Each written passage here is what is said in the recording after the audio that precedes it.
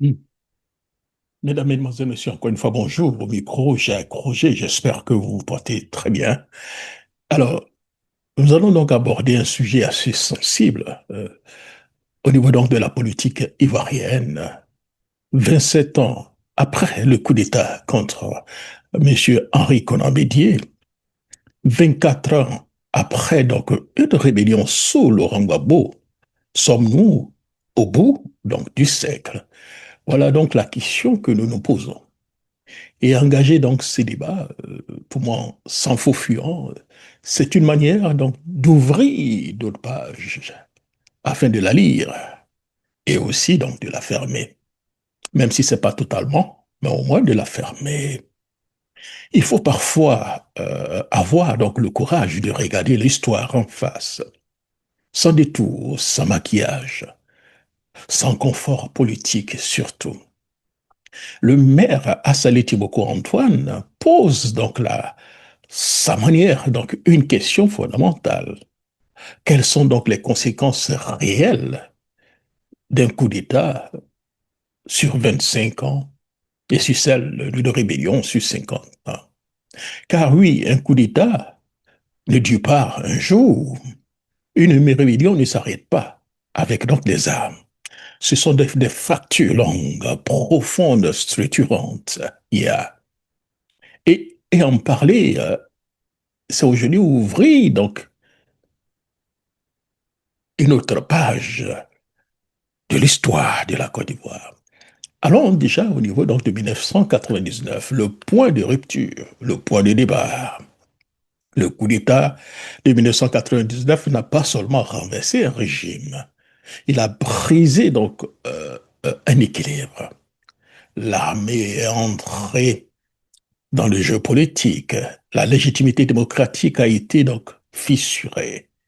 La violence est devenue une option pour conquérir le pouvoir, pour arriver au pouvoir, pour l'exercer. Et depuis ce jour, donc, la Côte d'Ivoire n'est plus sortie totalement de cette logique. Oui, nous vivons toujours les conséquences.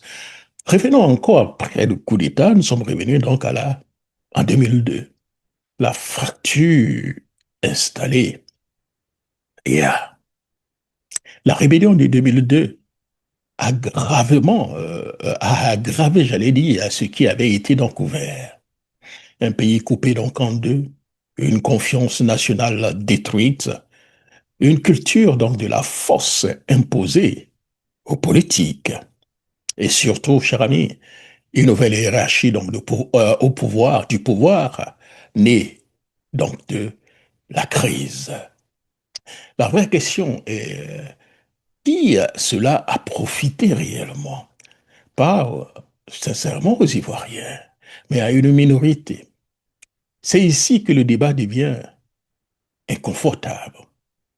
Qui a tiré profit de cette instabilité? Qui a passé de l'ombre à la lumière? Qui a construit donc sa légitimité dans ce chaos? Refuser donc de répondre à ces questions, c'est refuser de comprendre la Côte d'Ivoire aujourd'hui. Car les bénéficiaires d'hier sont souvent les décideurs aujourd'hui. Il faut le dire. Il y a une nation donc enfermée dans un cercle. Depuis donc 2025, nous tournons donc en rond. Tournons en rond.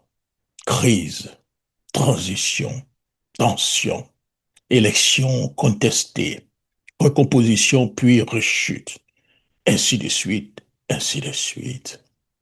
C'est un cercle, un système. Et comme tout cycle, il ne mène nulle part si ce n'est pas donc brisé. Le danger actuel, cher ami, est donc la banalisation. Le plus grave aujourd'hui, cher ami, on se pose la question, quel est le plus grave aujourd'hui? Ce n'est plus donc la crise, c'est l'habitude de la crise. On s'accommode de la normalité ou bien de la normale. On justifie l'injustifiable. On relative les dérives et on prend donc ce temps, ne pas dire, et pendant ce temps, l'histoire continue donc de s'écrire contre nous.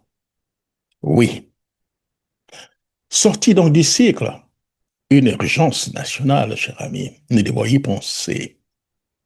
Il faut le dire clairement, cher ami, on ne sort pas donc d'un cycle historique par le déni. On n'efface pas 1999-2002 par donc des discours. On ne reconstruit pas la nation sans la vérité. Les histoires existent, les solutions existent, mais elles demandent du courage, dire la vérité sur les origines de la crise, reconnaître les responsabilités, toutes les responsabilités, refonder donc les institutions sur une impartialité réelle, rompre avec la politique de la domination au profit d'un certain, on peut parler de consensus, voilà, l'aide pour le souhait. Cher ami, l'heure du choix est donc arrivée. Nous sommes donc à un moment critique.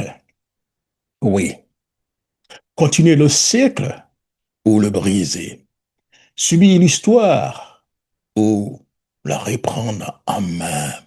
Car une nation, ou bien quand une nation qui refuse de tirer la leçon donc de son passé, elle est condamnée donc à le revivre. Et la Côte d'Ivoire aujourd'hui donne le sentiment inquiétant d'approcher donc à la fin, d'approcher donc la fin d'un cycle sans avoir encore décidé d'en sortir. Cher ami, pour conclure un peu une partie, donc la première partie de notre billet, que donc les grands bénéficiaires de ces deux tragédies ivoiriennes comprennent ceci. On ne se maintient pas indéfiniment au pouvoir à part donc la force, la peur ou l'exclusion sans payer le prix, ou bien sans en payer le prix, pour de souhait. À vouloir verrouiller, à vouloir écraser, à vouloir régner sans partage, on finit toujours par révolter le peuple. Et quand le peuple se lève, tout peut basculer. La réalité est là. Les Ivoiriens ne sont pas satisfaits. Les injustices s'accumulent. Le sentiment d'inégalité devient insupportable. Il est encore temps d'agir. Tendez la main, ouvrez le jeu. Engagez enfin donc une véritable réconciliation nationale fondée sur la vérité, la justice et l'équité. Sinon, ne vous y trompez pas. La chute, lorsqu'elle viendra, elle sera donc brutale. Oui, brutale. Cher ami, merci pour ce billet. C'était donc votre serviteur, Jacques Roger. Mais juste avant donc de partir, les gentlemen, laissez-moi aussi ouvrir aussi un autre pan de l'histoire, comprendre comment les choses fonctionnent. Oui, les gentlemen. Mesdames, Messieurs, encore une fois, bonsoir. Ben, je suis bien encore venu donc à ce Jacques Roger Show sur Afrique 2050 Radio. Ici, nous ne commentons pas seulement l'actualité. Nous essayons donc de comprendre les mécanismes, les expliquer. Oui, nous essayons donc de comprendre. Ce soit donc une histoire simple, mais essentielle. C'est quoi donc le pouvoir? Et pourquoi fonctionne-t-il encore? C'est quoi le pouvoir? La question m'a été posée. J'ai essayé de faire beaucoup de recherches. Mais ces derniers temps, j'ai lu une explication assez simple d'un monsieur qui, lui, a décrit de sa manière donc le pouvoir. Et j'ai donc mené donc des études, des enquêtes, et il avait parfaitement raison. Un résumé réellement de ce qui a été dit. Le pouvoir, selon lui, et c'est qu'une vérité, n'est pas seulement un homme, ce n'est pas seulement un président, Ce n'est pas seulement un général. Chez nous, en Côte d'Ivoire et en Afrique en général, on aime trop mettre donc le pouvoir sur un visage. Hmm. Mais en réalité, le pouvoir, c'est un système qui décide à votre place, un système qui fixe donc les règles, même quand vous ne le voyez pas. Hmm. Oui, le système tient toujours sur trois piliers: la force, l'argent, le récit. Je répète, la force, l'argent et le récit. La force, l'argent et le récit. D'abord, la force, cher ami, comme le dit décrit notre ami. La force, ce n'est pas donc une théorie, c'est du concret. L'armée, la police, force spéciale et parfois même des relais plus discrets, les DOSO en Côte d'Ivoire, groupe parallèle, milice, selon donc les moments. Oui, les DOSO, c'est clair. La force ne sert pas seulement à défendre le territoire, elle sert surtout donc à organiser le silence, faire peur, dissuader, rappeler qui commande. Oui, qui commande. Yeah, je suis Dibi de Diba, c'est moi qui commande. Ensuite, il y a aussi l'argent. L'argent chez nous ne circule jamais seul et circule dans les réseaux. Souvenez-vous, l'argent travaille. Famille, proches, alliés, fidèles, voilà ceux qui ont l'argent. Oui, ils ont l'argent. Et ce réseau se trouve souvent là où tout se joue. Les banques, le pétrole, le cacao, le café, marché public, gros centrale de l'État. Voilà où circule l'argent. Ce n'est pas seulement de l'économie, c'est une architecture donc du pouvoir. On récompense les loyaux, on sécurise les alliances, on achète la fidélité, on achète la fidélité. Enfin, le troisième pilier, le plus puissant, c'est le récit. Le récit, yeah. Il est le plus beau, il est le plus fort. C'est grâce à lui. Oh oui. Le récit,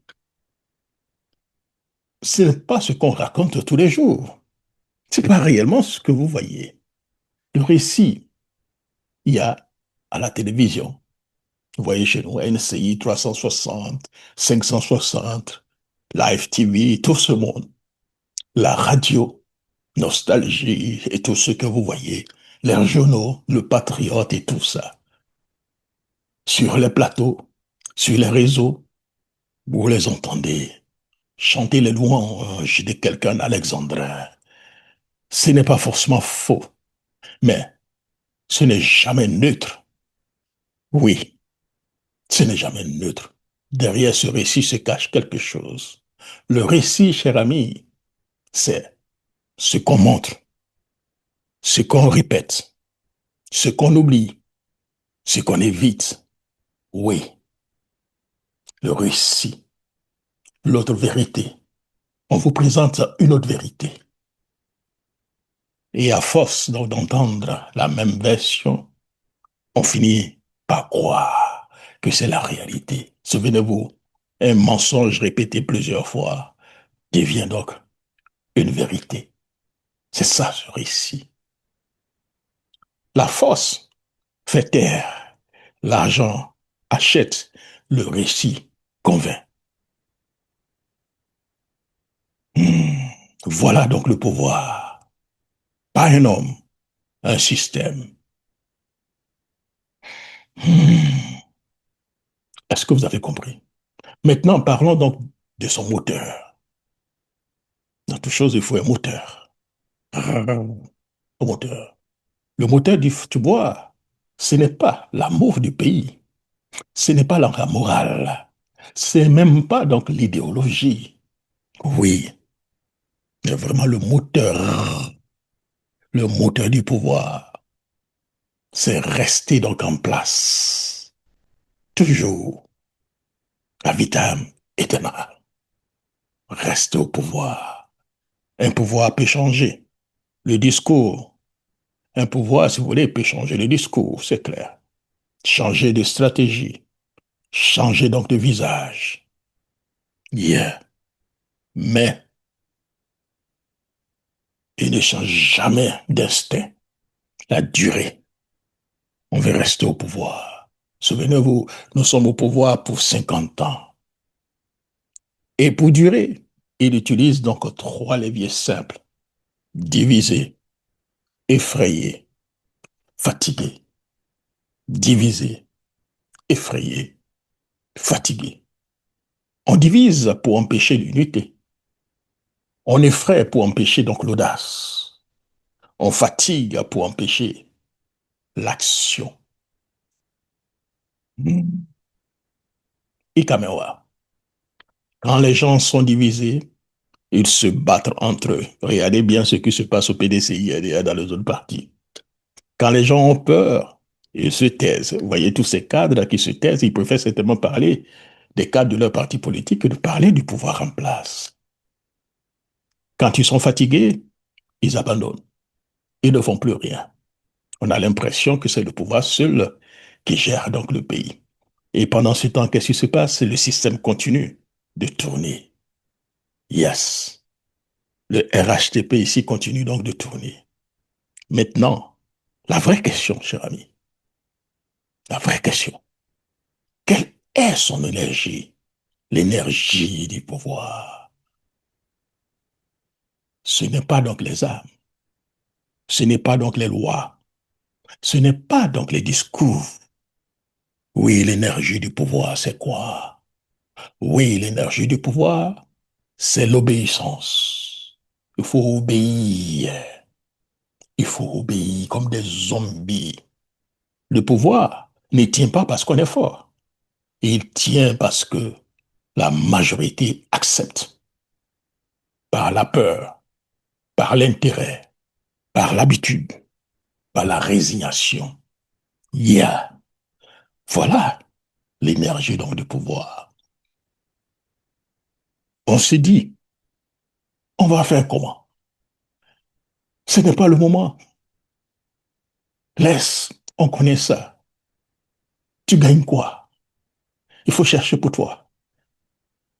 Et sans le savoir, on alimente donc le système qu'on critique. On alimente ce système que nous sommes en train donc de critiquer. Un régime peut survivre à la colère, mais ne peut pas survivre à la lucidité collective. Non. Quand vous êtes ensemble, vous êtes lucide, le régime ne peut pas survivre. Et voilà pourquoi le pouvoir préfère que vous discutiez de personnes plutôt que de comprendre le système. Ça vous dit quelque chose, ça? Regardez un peu ce qui se passe dans les partis politiques. Parce que tant que vous voyez donc le visage, vous ne voyez pas donc le mécanisme. Et tant que vous ne voyez pas donc le mécanisme ici, vous ne comprenez pas que le pouvoir est une relation. Il y a le pouvoir est une relation. Une relation entre ceux qui dirigent et ceux qui acceptent. Il y a ceux qui dirigent et ceux qui acceptent. Alors, la vraie question n'est pas, cher ami, qui est au pouvoir? Comprenez? Qui n'est pas la vraie question. La vraie question ici est pourquoi ça fonctionne encore? Pourquoi ce régime fonctionne encore? Hmm. Et la réponse, elle est brutale. Parce que son énergie, c'est nous-mêmes. C'est à cause de nous ce pouvoir continue. Ce n'est pas donc un appel au désordre, cher ami. Ce n'est pas donc un appel à la violence. Non, cher ami. Non, c'est pas ce que nous sommes en train de faire. Non. C'est donc un appel à la lucidité afin de comprendre ce qui se passe. Un pouvoir fort, ce n'est pas celui qui frappe. Vous comprenez? Il y a un pouvoir fort, ce n'est pas celui qui frappe. C'est celui qui n'a même pas besoin donc de frapper. Parce que vous avez peur. Vous ne pouvez plus rien faire. Celui qui a réussi à faire en sorte que les gens se taisent eux-mêmes, se limitent à eux-mêmes, s'adaptent à eux-mêmes. Les murs ont des oreilles. Parlons doucement. Et ça, c'est le pouvoir le plus dangereux. Les murs ont des oreilles. Taisez-vous. Parlez doucement. Mesdames, Messieurs, chers amis, tant que vous voyez donc le visage, vous passerez à côté du système. Yeah. Ne regardez pas seulement le visage. Tant que vous passerez à côté donc du système, le pouvoir continue donc de fonctionner. Oui, le pouvoir continue, fonctionne. Je suis Jacques Roger et vous êtes donc sur Afrique 2050 Radio. J'espère que nous avons été assez utiles et donné quelques informations afin donc d'ouvrir le débat et comprendre ce qui est en train donc de se passer. Merci beaucoup et surtout portez-vous bien. Au revoir. Jacques Roger. Hmm.